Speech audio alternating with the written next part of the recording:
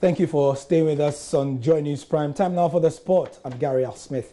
And in today's headlines, Kwesi Appiah has been given the official accommodation for Black Stars coaches. And also, we check out what's happening with the latest on Mercy Tego-Kwaku and the debate as to whether she should be handed over the job of the Black Queens. Thank you for your time. We begin in Accra, where today the Sports Ministry handed over the official accommodation to the Black Stars head coach Kwesi Appiah. This is a duty accommodation, and so it doesn't mean that when Kwesi Appiah is done, he would be taking it, but it's for every single Black Stars coach that will be given that office. So as a government, we have decided to save more money to protect the national purse so that the taxpayer will be okay. So in view of our limited resources for sports development, we initiated ourselves to secure a decent residence that befits the status of a national coach. With the collaboration of the Ministry of Western Housing to secure this very decent official accommodation for the national team. And as you are aware, and as you have seen, this obviously befits the status of a national team coach. It has a space, it has everything, it's well located in a secured environment. We believe that as a ministry, whatever we do, we need to take care of other national sporting disciplines, not only football. So with these savings, we can then address some of the challenges that confront other sporting disciplines. And we believe that the coach will have the peace, the comfort, and the freedom that is required of a national coach to be able to discharge his duties well to serve the nation. This is not for any personality, no. It's for the present and the future. We have a present coach here, can also serve the interests of the future. So we are saying that never again should we spend so much on hotel accommodation. So that with this one, though a very comfortable place, we can also, of course, make some savings for the country. So that is why we are here. So Mr. Coach, this obviously befits the status of a national coach. It's a 3-bedroom apartment with some quarters for his visitors and other people. Right, so according to the Ghana Football Association official Twitter account, it's a 3-bedroom house with, just as the minister said, an outhouse as well for the Black Stars coach. Let's move on to other stories and the debate as to whether Mercy Tego-Kwaku should continue being the coach of the Black Queens is on the table. At the moment, she is there as an interim manager. However, following the victory this weekend in the Zone B WAFU Cup of Nations, there's still talk that she should be given the job, especially for the Women's AFCON. We know that the Ghana Football Association, we are not too clear on what it was, but they named somebody else as, you know, the substantive coach, which is why she's still interim. What, as somebody who has followed the team, should happen to the team? She's won a trophy now. Yeah. She has a claim, or by popular opinion, should she be given the team, or they should go with their initial plan of giving it to somebody else? I think for now, if I have to be fair in my opinion, despite me being a woman, they have to rather support her to upgrade herself. Because this, it was a short term.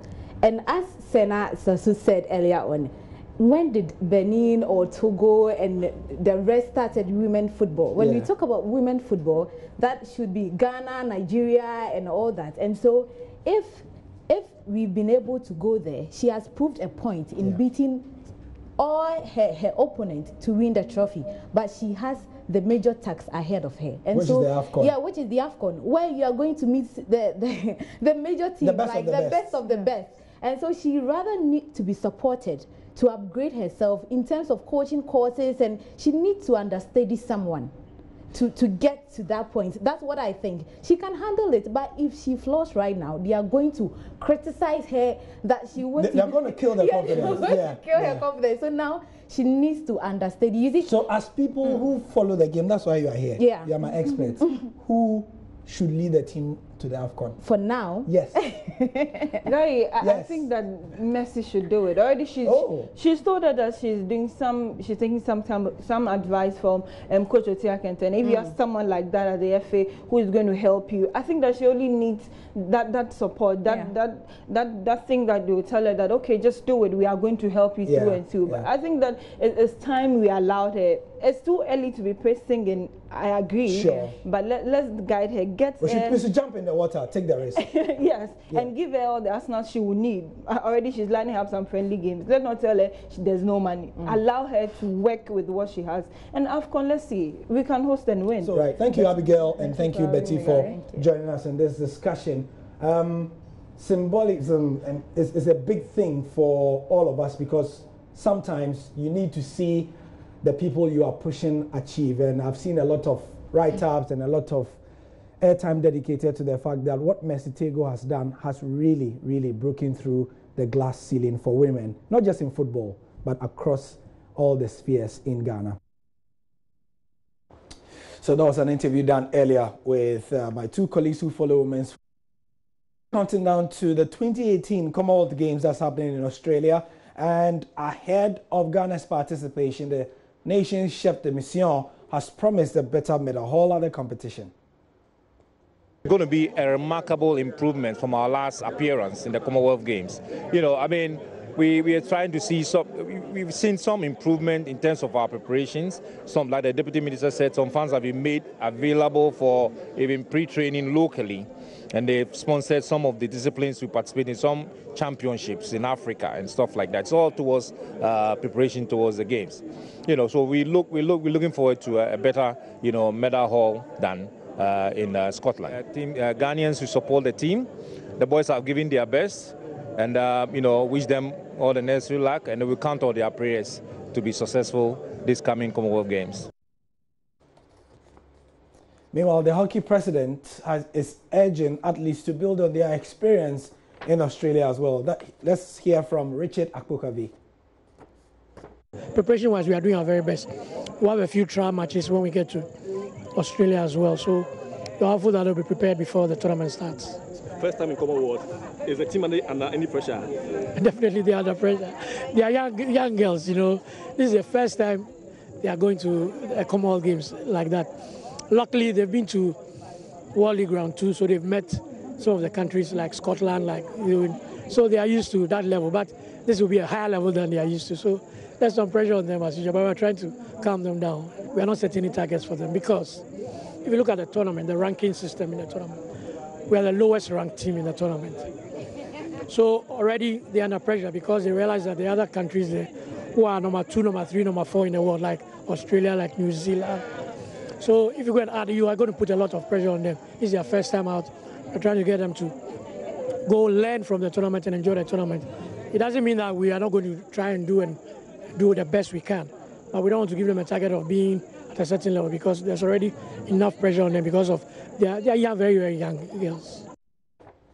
From the Black Stars to the Commonwealth Games to hockey, and now we finish with boxing. Richard Comey is the next Ghanaian to be having a major bout. He's going to be facing the undefeated Alejandro Luna on the 10th of next month. Here's Nathaniel Ato. Richard Comey continues his long search for world title glory in the US when he slugs it out with American Alejandro Luna in California. What makes this eliminator a tough one is that Luna himself is an undefeated orthodox boxer who is in search for glory, having previously annexed the WBCU title. With a knockout rate of 68%, Luna, who will be fighting in his home state of California, would want to add Comey to his list of victims. But he has to revise his notes, because Comey comes in with hunger and an even bigger desire to win this bout and finally get a shot at IBF lightweight champion Robert Easter Jr., whom he previously lost to. Comey has a slight reach advantage of 175 centimeters, 2 more than Luna, who has gone 22 fights unscathed. Comey can attack with hook and jab combinations and can stand strong in exchanges, as he exhibited in the unsuccessful world title fight against Robert Easter Jr. Comey is now riding on a record of 25 wins and 2 losses and currently holds the WBC international belt. This makes the Ghanaian number 3 contender on the IBF rankings and number 5 at the WBC. Luna, on the other hand, is 12th on the IBF rankings. This will be a make or break situation for Comey as he looks forward to yet another big day in his professional boxing career. Follow us on television, radio and online for more as we build up to this bout. Nathaniel Atto for Joy Sports. Nathaniel Atto there. We will be back at 10:30 with the football show. Join us then as we look at some of the trending issues of the day, plus your phone calls and lots of social media comments, especially having to do with the latest situation. Accra Great Olympics say they have handed another injunction to the Ghana Football Association and that the Ghana Premier League will not start this weekend. The GFA is not commenting on it and say that the league will start. We'll look at all that 10 p.m., 10:30 p.m. here on the football show with myself and the team. I'm Gary Al Smith.